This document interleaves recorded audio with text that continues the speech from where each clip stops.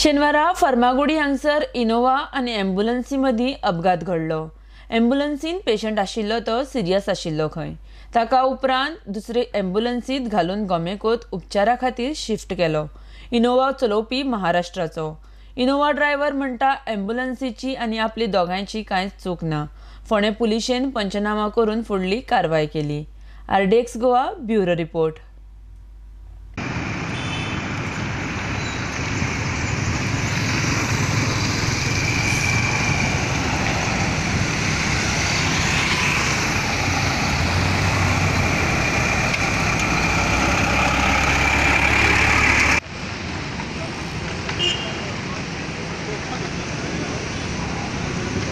हाँ जैसे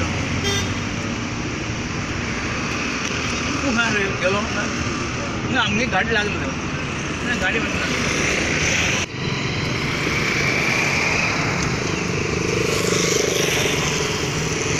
राहणारा अंबरनाथ, जिल्हा ठाणा, महाराष्ट्र। मी माझ्या काही फ्रेंड्स लोकांसोबत काल रात्री निघालो मुंबईवरून गोवा इथे फोंड्याला आणि सडनली हा चौक मला नाव माहिती नाही। मी आलो ह्या चौक सर्कलवरून मी टर्न मारला। इकडे बस उभी होती, या साईडला इथे बस उभी होती आणि मी सर्कलला थांबलो। बस थांबली होती आणि मी पण थांबलो। तर मला वाटलं बस पॅसेंजर घेते तर मी निघून जातो।